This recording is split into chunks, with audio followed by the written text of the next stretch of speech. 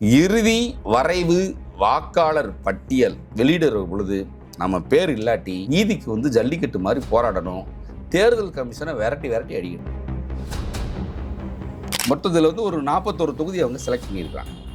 41 தொகுதியிலையும் பாஜக முரடி செய்ய போகுதுங்கிறீங்க. ஆமா இந்த எஸ்ஐஆர் மூலமா எஸ்ஐஆர் மூலமா இந்த 60 தொகுதியில இதைத்தான் அவங்க கேட்க போறாங்க. தாழ்த்தப்பட்ட மக்கள் அதிகமா இருக்கிற தொகுதி சென்னை, எழும்பூர், ராயபுரம், துறைமுகம், அம்பத்தூர், ஈரோடு கிழக்கு, ஈரோடு மேற்கு, திருப்பூர் வடக்கு, கோவை தெற்கு, சிங்காநல்லூர், பூந்தமல்லி, திருப்பூர் தெற்கு. தாழ்த்தப்பட்டவர் ஒடுக்கப்பட்ட சிறுபான்மை தொகுதி அந்த வாக்காளர் பட்டியல் நீக்கிட்டாலே இவங்க ஜெயிச்சிட முடியுமா? அந்த தொகுதியில பாஜக டார்கெட் பண்ணுமான்னு முஸ்லீம்ல எல்லா பேரும் சந்தேகம் வந்துடாதா இயல்பாவே? அதாவது முஸ்லீம்ல எல்லா பேருமே வேலூர் இப்ராஹிம் மாதிரி இருக்க மாட்டாங்க. ரெடி பண்ணி இருக்காங்க. சரி, டெலீட் பண்றது தமிழ்நாடு தேர்தல் ஆணையர் கையில கிடையாது. இந்திய தேர்தல் ஆணையர் கையில. அங்க போகும் ஞானேஷ்குமார் கையில. அங்கம்மா. அதாவது நீங்கள் பீகாரில் வாக்களித்தவரா அப்படின்னு ஒரு இது இருக்கு, ஃபார்ம் இருக்குது. அதை அதுதான் ரொம்ப ஆபத்தானது அப்படின்னாரு. அதை வச்சு எதுவும் சொல்றீங்களா? திடீர்னு 13வது ஆவணமாக பீகார் எஸ்ஐஆரில் உங்கள் பெயர் ஜூலை மாதம் 2025 வெளியிடப்பட்ட பட்டியலில் இருந்தால் அதை அடையாள ஆவணமாக காட்டலாம்னு சொல்றாங்க. 1/7/2025 எஸ்ஐஆர் நடந்ததுல அந்த லிஸ்ட்டை கொடுங்க. அதில் நீங்கள் ஓட்டு போட்டிருக்கீங்களா, ஓட்டு போடலையா அப்படின்னு கேட்டிருக்காங்க. அதே ஆபத்துங்கிறாரா? அது ஆபத்து. என்ன எப்படி? அது ஆபத்து இருக்குதே.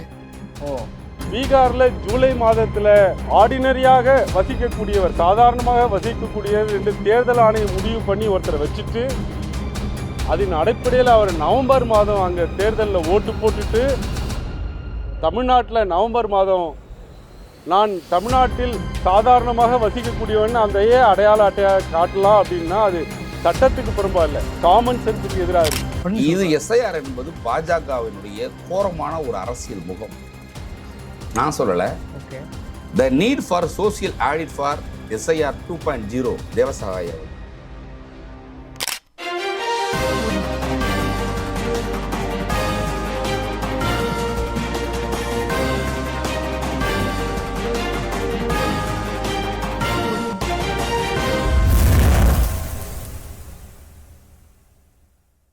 வணக்கம், இது அறத்தின் கழகம். இன்று நாம் சந்திக்கிற மிக முக்கியமான அரசியல் விமர்சகர், சமூக நீதி செயல்பாட்டாளர். உங்களுக்கு தெரிஞ்ச விஷயம் என்ன, பல காலமாக அறக்கழகத்தில் மிக பிரபலமாக பேசி பல்வேறு பிரச்சனைகளில் சர்ச்சைக்குள்ளாகி அது மக்களிடையே வரவேற்பாகி, ஏன் அது மூலமாக வழக்கு கூட வாங்கியிருக்கிறோம். அவர் மேலேயும் வழக்கு இருக்குது, நம்ம மேலே வழக்கு இருக்குது. அந்தளவுக்கு பிரபலமான ஒரு பேச்சாளர். நீண்ட இடைவெளிக்கு பிறகு திரு திலீபன் செந்தில் அவர்கள் நம்முடைய இருக்கிறார். சார் வணக்கம். வணக்கம். எப்படி இருக்கீங்க? நல்லா இருக்கேன். ரொம்ப நாளாச்சு. உங்களை பல நேரங்களில் நம்மளுடைய சப்ஸ்கிரைபர் தொடர்ந்து கேட்பாங்க. ரொம்ப நாள் கழிச்சு இப்போ உடம்பு நல்லா இருக்கா? நல்லா இருக்கு. நல்லா இருக்கு. ஓகே, நல்லா இருக்கு. இப்போ அதன் தொடர்ச்சி இன்னைக்கு நம்ம பேச போகிறது என்னன்னா, ஆமாம், குறிப்பாக எஸ்ஐஆர் விஷயம். பீகார் எப்படி அதை அப்டேட் பண்ணாங்க, அதில் என்ன சீர்திருத்தம் பண்ணாங்கிறது இன்னைக்கு இந்தியா முழுக்க ஒரு பேசும் பொருளாக இருக்கிறது. அதன் அடிப்படையில் இன்னைக்கு தமிழ்நாட்டிலும் அது எஸ்ஐஆர் கிட்டத்தட்ட 15 நாள் போயிடுச்சு. இப்போ அது தமிழ்நாடு அரசு விழிப்புணர்வு ஒரு தமிழ்நாடு மாநிலங்கிறது அவங்க எல்லாம் தெரிஞ்ச விஷயம் தான். ஆனால் அதை எங்கேயும் எதிர்கொள்வதில் ஒரு பல்வேறு சிக்கல் இருக்கிறது. அரசு கூட நீ பார்த்தீங்கன்னா நாங்கள் புறக்கணிக்கிறாங்க, அந்த பணிகளையே புறக்கணிக்கிறாங்க. அப்படி இருக்கிற சூழலில் நீங்கள் இதை எப்படி பார்க்குறீங்க? எஸ்ஐஆர் தமிழ்நாட்டில் என்ன மாதிரியான ஒரு விளைவுகளை ஏற்படுத்தியிருக்கு? முதற்கட்டம் எப்படி பார்க்குறீங்க நீங்கள்? எஸ்ஐஆர் அமுல்படுத்தப்பட்ட மாநிலங்களிலே பாரதிய ஜனதா கட்சி கூட்டணி வென்றிருக்கிறது. கர்நாடகாவில் பாராளுமன்ற எலெக்ஷனில், இப்போ நடந்த கர்நாடகா அசம்பிளி எலெக்ஷனில், இப்போ பீகாரில் நடந்த அசம்பிளி எலெக்ஷனில், அடுத்து இப்போ என்ன நடந்துச்சுன்னு பார்த்தோம். இந்த எஸ்ஐஆர், இந்த எனுமரேஷன் ஃபார்ம், இந்த ஃபார்ம் ஒரு கண்ணீர் அஞ்சலி போஸ்டர். தமிழ்நாட்டு வாக்காளருக்கு ஒரு கண்ணீர் அஞ்சலி போஸ்டருங்க. பயன்படுத்தலாம். ஏன்னா இதில் ஒரு பார்கோட் இருக்கும். உங்களுக்கு ஒரு ஃபார்ம் தான் தருவாங்க. அந்த ஃபார்மில் நீங்கள் எழுதி ஏதாவது கரெக்ஷன் ஆயிடுச்சுன்னா, அந்த கரெக்ஷன் ஆயிடுச்சுன்னா ஒயிட்டன் வச்சு கூட அழிக்க முடியாது. இதை ஜெராக்ஸ் எடுத்தால் செல்லாது. ஜெராக்ஸ் எடுத்தால் செல்லாது. இன்னொரு இல்லை, அது அந்த ஒரு ஃபார்ம் தான். அந்த ஒரு ஃபார்ம் தான். அதுக்கு 30 நாள் தான் டைம். டிசம்பர் 10க்குள்ளே 6,34,00,000 வாக்காளர்கள் இருக்காங்க. அவங்க விநியோகிச்சான நம்ம ஃபுல் படி கொடுத்தாகணும். ஒரு மாதத்துக்குள்ள ஒரு மாதம் டிசம்பர் 10. ஆமாம். ஓகே, கொடுத்தாகணும். இதில் வந்து இப்படிலாம் செஞ்சதுனால தான் 65 பேர் வெளியில் போனாங்க. 65 லட்சம் பேர், ஒரு 12 லட்சம் பேர் உள்ளே வந்தாங்க. அதனால தான் வந்து அங்கே வந்து நிதிஷ்குமாரில் ஜெயிச்சிருக்கிறாங்க. இன்றைக்கு வந்து பார்த்தீங்கன்னா வந்து இந்த எஸ்ஐஆரை தமிழ்நாட்டில் அமுல்படுத்த வேண்டும் என்று டெல்லிக்கு போய் முறையிட்டது அதிமுக கட்சி தெரியும். இன்னைக்கு ஆதரிக்கிறாங்க பாட்சியாவே. இன்னைக்கு வந்து பாத்தீங்கன்னா வந்து திண்டுக்கல் சீனிவாசன் அவர் ஒரு ஸ்டேட்மெண்ட் கொடுத்தாரு வந்து, ஆனா அவர் தான் சொல்ல 1 கோடி வாக்கால் நீக்கிடுவான்னு அவரே சொல்றாரு. ஆனா எஸ்ஆர் வெற்றியடை போகும் நாங்க தான்ன்றாரு. நாங்க தான் அப்படின்னு சொல்றாரு. ஏன்னா அவங்க அந்த நம்பிக்கையில தான் இருக்கிறாங்க. ரெண்டாவது வந்து எடப்பாடி பழனிசாமி வந்து ஒரு தேர்ந்தெடுக்கப்பட்ட முதலமைச்சர் கிடையாது. அவர் கூவத்தூர்ல தவந்து வந்து சட்டமன்ற கடத்தி வைக்கப்பட்ட சட்டமன்ற உறுப்பினர்களுடைய தலைவராக இருந்து அப்புறம் முதலமைச்சராகி பாஜகவோட தயவுனால தான் நான் ஆட்சியில் இருந்தேன், நம்ம ஆட்சியை காப்பாற்றினதே பாஜக தான் சொல்லியிருக்கிறாங்க. இன்னைக்கு எஸ்ஆர் நம்பர் அளவுக்கு போறாருல்ல. ஆமாம். அப்போ வந்து என்னன்னா இப்போ பாஜகவுடைய ஏவல் தான் வந்து அதிமுக. அதை எப்படி சொல்லணும்னா அந்த கிராமத்தை சொல்லுவாங்க, இந்த முறைகேடான அவங்கள கழுத்து புருஷன் வேற வகுத்து புருஷன் வேறன்னு சொல்லி. அதிமுகவுக்கு வந்து கழுத்து புருஷனும் ஒன்று தான், வகுத்து புருஷனும் ஒன்று தான். அப்போ அவங்களுடைய என்னன்னா அவங்க கட்சியில் ஏதாவது பிரச்சனையாக இருந்துச்சுன்னா வந்து அவங்க ராயப்பேட்டை அலுவலகத்துக்கு போக மாட்டாங்க, மேலே டெல்லியில் போயிடுவார். அவங்களோட சுவிட்ச் கண்ட்ரோல் ரிமோட்லாம் எங்கே இருக்குன்னா டெல்லியில் இருக்குது. அதன் விளைவாக தான் சீனிவாசன் பேசுகிறாருண்ணா. 3 கார் மாதிரி போனார்ல கூட்டணி பேசுறதுக்கு, 3 கார் மாதிரி போயிட்டு வரமேல வந்து கட்சி இப்போ வச்சுருந்தார்ல. அதாவது இந்த சுப்பிரமணியபுரம் படத்தில் இலக்கடை முருகன் வீட்டுக்கு போயிட்டு இலக்கடை முருகன் வந்து ஒரு வீட்டுக்கு போவார், என்னம்மா ராசாத்தி நல்லா இருக்கியான்னு சொல்லி. அப்போ 3 பேர் பார்த்துருவாங்க, இந்த சாக்கடை வழியாக போவாங்க பார்த்தீங்களா, அது மாதிரி இவர் வந்தார். அந்த நிலைமையில தான் இன்னைக்கு அதிமுக இருக்குது. சரி, சீனிவாசன் இப்படி உளறி இருக்காரு, எப்படி புரிஞ்சுக்கிறது? அதான் உண்மை. மனசுல இருந்து சொல்லிட்டாரு. சீனிவாசன் வந்து ஒரு வெள்ளந்தியான மனசுல இருந்தா சொல்லிடுவாரு. அதுதான் மேலே இருக்கேன் பார்த்துக்குருவான் அப்படின்னு சொல்லி யாரு திண்டுக்கல் சீனிவாசன் அப்பயே வந்து மோடி எங்க டாடின்னு சொன்னார். ராஜேந்திர பாலாஜி அப்பயே சொன்னார். உண்மையிலேயே வந்து அதன் மூலமா வரக்கூடிய பிரச்சனை என்னன்னு சொல்லுங்க நீங்க. அதாவது தமிழ்நாட்டில் வந்து 60 சீட்டு கேட்டிருக்கிறாங்க. தமிழ்நாட்டில் பாஜக 60 சீட்டு கேட்டிருக்காங்க. அந்த 60 சீட்டில் தாழ்த்தப்பட்ட மக்கள் ஓட்டு அதிகமாக இருக்கிற தொகுதி, இஸ்லாமியர்கள் அதிகமாக இருக்கிற தொகுதி, கிறிஸ்தவர்கள் அதிகமாக இருக்கிற தொகுதி, இதை வந்து ஒரு 41 தொகுதியில் கணக்கெடுத்து வச்சிருக்கிறாங்க. சரி, ஒரு 6800 RSS ஃபுல் டைமரை கீழே கொண்டு வந்து இறக்கிருக்கிறாங்க. இறக்கி கீழே லெவலில் கிரவுண்ட் லெவலில் வந்து ஒரு ரொம்ப அலசி இது பண்ணி இது பண்ணுறாங்க. இதில் இந்த எஸ்ஐஆரில் வந்து இங்கே பணிகளில் வந்து திமுகவுடைய கை ஓங்கிடக்கூடாது, நம்ம வந்துடணும் அப்படின்றது மாதிரியான ஒரு கணக்கில் இருக்கிறாங்க. சரி, கணக்கெல்லாம் அதுக்கு பட்டியலாம் எடுத்துட்டாங்க, தரவுகள்லாம் எடுத்துட்டாங்க. என்ன செய்ய போறாங்க? அந்த சாதி ரீதியாக ஏற்கனவே பேசி வச்சிருக்கிறாங்க, இது பண்ணியிருக்கிறாங்க. அப்போ என்னன்னா ஒரு 41 தொகுதிகளை வந்து முஸ்லீம்கள், தாழ்த்தப்பட்ட மக்கள், கிறிஸ்தவர்கள் ஓட்டு அதிகமாக இருக்கிற தொகுதி எதுன்னு பார்க்குறாங்க. சரி, அங்கெல்லாம் இது பண்ணி இந்த தமிழ்நாடு தேர்தல் ஆணையத்துக்கு போகிற இந்த எனுமரேஷன் ஃபார்ம் இருக்கு இல்லையா, அது வந்து டெல்லி தலைமை தேர்தல் ஆணைய அலுவலகத்திலிருந்து தமிழ்நாடு தேர்தல் ஆணையர் அவருக்கு மேலே அவர் தான் முடிவு சொல்லணும். அவங்க ஆடிட் பண்ணுவாங்க. அந்த ஆடிட்டில் வந்து சென்சாரில் வந்து இந்த 41 தொகுதியில் இருக்கிற தாழ்த்தப்பட்ட மக்கள், முஸ்லீம்கள், கிறிஸ்தவர்கள் இவங்கள ஓட்டை நீக்கிட்டு தான் டிராஃப்ட் வெளியிடணும். அப்படி நீக்க முடியுமா? நீங்க சொல்லக்கூடிய செய்தி அதிர்ச்சியா இருக்கு. ஆமா, 2002 நான் ஏன் கேட்கிறேன்னு புரிஞ்சுங்க. தாழ்த்தப்பட்டவர், ஒடுக்கப்பட்ட சிறுபான்மை தொகுதி அந்த வாக்காளர் பட்டியல் நீக்கிட்டாலே இவங்க ஜெயிச்சிட முடியுமா? அந்த தொகுதியில பாஜக வந்து டாக்டர் பண்ணுமான்னு சந்தேகம் வந்துடாதா இயல்பாவே? அதாவது முஸ்லீம்ல எல்லா பேருமே வேலூர் இப்ராஹிம் மாதிரி இருக்க மாட்டான். தாழ்த்தப்பட்ட மக்கள் எல்லா பேருமே என்ன இருக்க மாட்டாங்க, பெரியசாமி மாதிரி அப்படி செய்வாங்கன்றீங்களா? அதை வந்து கணக்கு எடுத்துட்டாங்க. கணக்கு என்ன பாத்தீங்கன்னா, தாழ்த்தப்பட்ட மக்கள் அதிகமா இருக்கிற தொகுதி சென்னை எழும்பூர், ராயபுரம், துறைமுகம், அம்பத்தூர், ஈரோடு கிழக்கு, ஈரோடு மேற்கு, திருப்பூர் வடக்கு, கோவை தெற்கு, சிங்காநல்லூர், பூந்தமல்லி, திருப்பூர் தெற்கு, இதுல வடமாநிலத்தவர்கள் அதிகமா இங்க ஆல்ரெடி இருக்கிறாங்க. தேர்தல் கமிஷன் ஒன்று அறிவிக்க போறான். புலம்பெயர்ந்த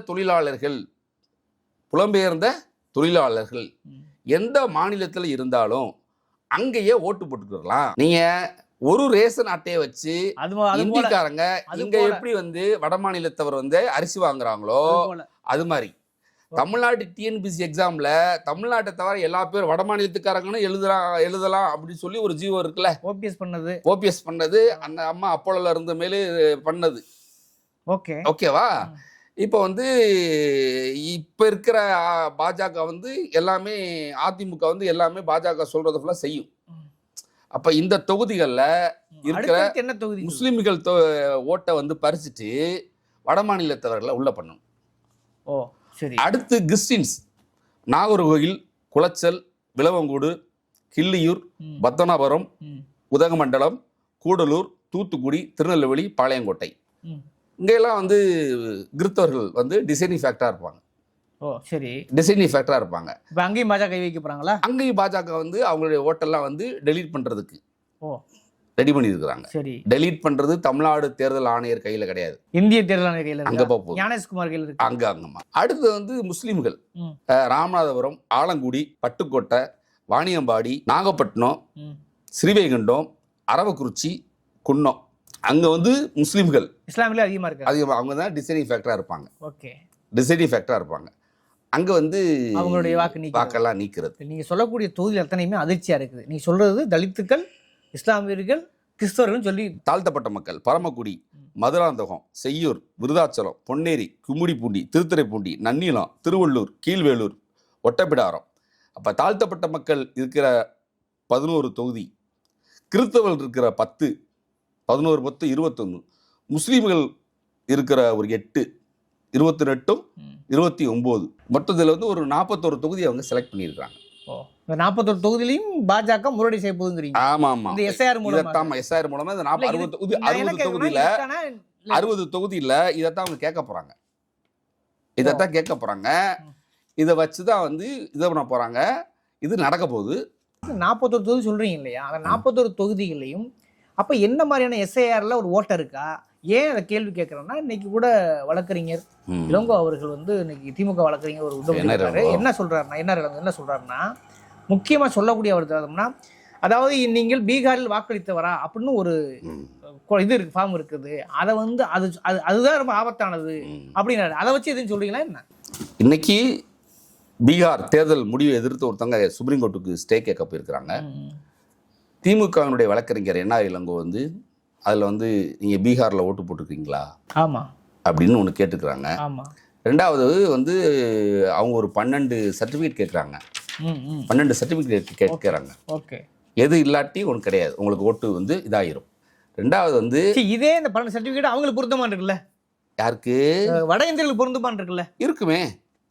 ஏன்னா அவங்களுக்கு அதுக்கு தான் என்ன சொல்ல போகிறாங்கன்னா, அங்கே உள்ளதை நான் கரெக்ட் பண்ண மாட்டாங்களா? இந்தியாவில் எங்கே இருந்தாலும் ஓட்டு போடலான்னு கொண்டு வர போகிறான். ஒரு அவசர என்ன சொல்லப்பட்டிருக்கு, அவசர ஆர்டினன்ஸ் கொண்டு வந்தா உங்களால் தடுக்க முடியுமா? தடுத்தா எங்கே போவீங்க? சரி, என்ஆர் இளங்கோ என்ன சொல்லுவாரீங்க? என்ஆர் இளங்கோ என்ன சொல்கிறாருன்னா, என்ன சொல்ல வராரு அப்படின்னு சொன்னாக்க, 2002 2005 இந்த எஸ்ஐஆர் தரவுகள் இருக்கின்றவர்கள் அவர்களது ஆவணங்களை சமர்ப்பிக்க வேண்டும் என எஸ்ஐஆர் படிவத்தில் சொல்லியிருக்கிறீங்க. இந்த பணிகள் எப்படி நடத்தப்படுவீங்க? சரி, இதை எப்படி பார்ப்ப? இது குறித்து வாக்காளருக்கு ஏதாவது தகவல் தெரிவிக்க போறீங்களா? அதாவது உங்கள் படிவத்தை ஏற்றுக்கிட்டோம் இல்லை ரிஜெக்ட் பண்ணிட்டோம் அப்படின்றத எப்படி நாங்கள் தெரிஞ்சுக்கிறது? மெயில் அனுப்புவியா, போஸ்டலில் போடுவியா, அப்படியே 6,34,00,000 பேருக்கு நீ போட்டுருவியா? சரி, இந்த ஃபார்மை வாங்கி நாங்கள் எங்கே வந்து கொடுக்குறது? ஆட்சியர் அலுவலர்கிட்ட கொடுக்குறதா, தாசில்தார்கிட்ட கொடுக்குறதா, ஊராட்சி அலுவலர்கிட்ட கொடுக்குறதா, வேற ஏதாவது இடம் இருக்குதா? இல்லை வந்து வாங்கிட்டு போவாங்களா? இதில் தெளிவின்மை இருக்குதுங்க. இதனாலதான் இந்த கணக்கெடுப்புல வந்து குளறுபடி இருக்கு. இருக்கிற அரசு ஊழியர்கள் வந்து வருவாய் தருவர்கள் ஸ்ட்ரைக் பண்ணிக்கிட்டு இருக்காங்க. கேரளாவோட பனிச்சு போய் தாங்காம செத்துட்டு இருக்காங்க, தற்கொலை பண்ணிருக்காங்க. அது ஒரு முக்கியமான ஒரு இதா போயிட்டு இருக்கு, இறந்திருக்காரு. ஆமா, அப்ப வந்து இப்படி ஒரு குளறுபடியான ஒரு இது இருக்குது. ரெண்டாவது வந்து இதுல நீங்க அவங்க ஒரு 12 இது கொடுத்துருக்குறாங்க. 1 விட்டாலும் ரிஜெக்ட். அதாவதுங்க 2002 வாக்காளர் பட்டியலை நீங்கள் போய் எடுத்து இப்போ இருக்கிற 2025 வாக்காளர் பட்டியலில் எடுத்து அட்டாச் பண்ணி கொடுக்கணும். 1/7/2025 அந்த எஸ்ஐஆர் நடந்தது இல்லையா? எஸ்ஐஆர் நடந்ததில்ல, அந்த லிஸ்ட்டை கொடுங்க. அதுல நீங்க ஓட்டு போட்டிருக்கீங்களா ஓட்டு போடலையா அப்படின்னு கேட்டிருக்காங்களா? கேட்டிருக்காங்க. அதான் ஆபத்துங்கிறாரா? அது ஆபத்து. என்ன எப்படி? அதுதான் ஆபத்து இருக்குதே. ஓ, அதனாலதான் கிட்டத்தட்ட அங்க நீக்கப்பட்ட ஒரு 60 லட்சத்துக்கு, அதாவது அங்க அதாவது நீக்கப்பட்டவங்களும் போடுவாங்க, நீக்கப்பட்ட 65 லட்சம் மக்கள் வந்து என்டிஏ கூட்டணி ஜெயிக்கிறதுக்காக சரி அங்க ஆளை ரெடி பண்ணி அவங்கள வந்து தமிழ்நாட்டுக்கு வந்து நிதிஷ்குமாரை ஜெயிக்க வச்சவங்க, என்டிஏவை ஜெயிக்க வச்சவங்கள இங்க வந்து பிஜேபி எடப்பாடிக்கு ஓட்டு பண்றதுக்கு ரெடி பண்ணிட்டு இருக்காங்க. அதிர்ச்சியா இல்லையா? அது எப்படி நடக்கும்? எப்படி? ஏற்கனவே 41 தொகுதியில் வந்து முஸ்லிம்கள், கிறிஸ்தவர்கள், எஸ்சி எஸ்டி பீப்புளை வந்து டெலீட் பண்றாங்க. ஓகேவா? அப்புறம் அங்கிருந்து கூட்டு வர்றாங்க. வேணா பாருங்க, அந்த வட்டம் தமிழ்நாட்டில் வந்து எலெக்ஷன் வந்து 2 பேச நடக்கல, 3 கட்டமாக நடக்கும். அதுக்கு தகுந்த மாதிரி முத ஆட்களை கொண்டு டம்ப் பண்ணி வச்சுக்கிடுவாங்க. டம்ப் பண்ணி வச்சுக்கிடுவாங்க. வச்சுக்கிட்டு எலெக்ஷனில் இது பண்ணுவாங்க. இப்போ ஏற்கனவே வந்து வட மாநிலத்தவர்கள் வந்து இங்கே வந்து வணிகம்லாம் அவங்க கையில் இருக்குது.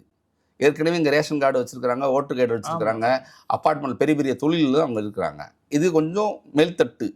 ஆனால் அந்த ஒர்க்கிங் கிளாஸ் வந்து உள்ளே வந்திருக்கிறாங்க. இதை வச்சு அவங்க செய்ய போகிறாங்க. இது நடக்க போகுது. இதே ஆபத்துங்கிறாரு. இது மிகப்பெரிய ஆபத்து. இது நடக்கும். அதாவது ஃபஸ்ட்டு ஒரு கேஸ் போகிறாங்க, அதை எதிர்த்து கேஸ் சுப்ரீம் கோர்ட்டுக்கு போகுது. அதிமுக சேர்ந்து போய் எஸ்ஐஆர் வேணும்னு சொல்லுது. ஓகே, இப்போ கேரளா போயிருக்காங்கல்ல, அதே. ஆமாம், இப்போ கேரளா வந்து அவங்களுக்கு உள்ளாட்சி தேர்தல், லோக்கல் பாடி எலெக்ஷன் அவங்களுக்கு வருது, இது வருது. சரி. ரெண்டாவது கேரளா இதெல்லாம் மழைக்காலம். சரி. இயற்கை பேரிடர், மழை இதெல்லாம் பிரச்சனையாக இருக்குதும். ரெண்டாவது என்ஆர்ஐஸ், இது வெளிநாடு வாழ்றவங்க நிறையா இருக்கிறாங்க. அதனால தான் எங்களுக்கு 30 நாள் பத்தாது. 30 நாள் பத்தாது. ரெண்டாவது நிறுத்தி வைங்க அப்படின்னு போயிருக்காங்க. இப்போ தமிழ்நாடு கேஸே வர 26ஆம் தேதி தான் நடக்கிறாங்க. நவம்பர் 26, அப்புறம் டிசம்பர் 10, நவம்பர் 26க்கு டிசம்பர் 10க்கும் எவ்வளவு வித்தியாசம் இருக்கு? ரொம்ப கம்மியான நாட்களா இருக்கு. அதுதான் ஆப்பு. இல்ல, அப்போ வந்து நடத்தி முடிச்சது கிட்டத்தட்ட அவங்க திருப்பி என்ன பிரயோஜனம் இருக்குல்ல? கூட நீதிமன்றங்கள்லாம் இப்ப நியாயம் சொல்றதுக்கு இருக்குன்னு நினைக்கிறீங்களா? அப்ப எல்லாத்தையும் நம்பிக்கை வந்து பேச முடியாதுல்ல? இல்ல. ஒரு சீஃப் ஜஸ்டிஸ் ஆஃப் இந்தியா, உச்சநீதிமன்றத்துடைய தலைமை நீதிபதி மேலே செருப்பை வீசுறான் ஒரு சங்கி.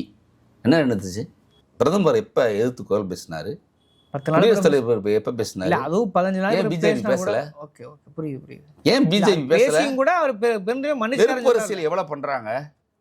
ஒரு விளையாட்டில் வந்து இந்தியாவும் பாகிஸ்தானும் விளையாடுறாங்க, கை கொடுக்க மாட்டாங்களே, எப்படி வெறுப்பை பரப்பி வச்சிருக்கிறாங்க? பீகாரில் வந்து தேர்தல் ரிசல்ட் வெளியில் வந்தோன்னா ஒரு அமைச்சர் காலிஃப்ளவர் தோட்டம் இருக்கிற மாதிரி ஒரு பயிரிடப்பட்ட தோட்டத்தை படத்தில் அவருடைய எக்ஸ்தலத்தில் வெளியிடுறார். பகல்பூரில், பீகாரில் ஆயிரக்கணக்கான இஸ்லாமியர்களை கொன்று புதைத்து அது மேலே காலிஃப்ளவர் பயிரிட்டாங்க. அதான் நடக்கும் அப்படின்றாங்க. அதை நடத்துவதற்கு தான் இந்த எஸ்ஐஆர் தமிழ்நாட்டில். அதுக்கு வந்து இந்த ஸ்திரப்படுத்தப்பட்ட திமுக கூட்டணியை உடைக்கிறது முடியலையா?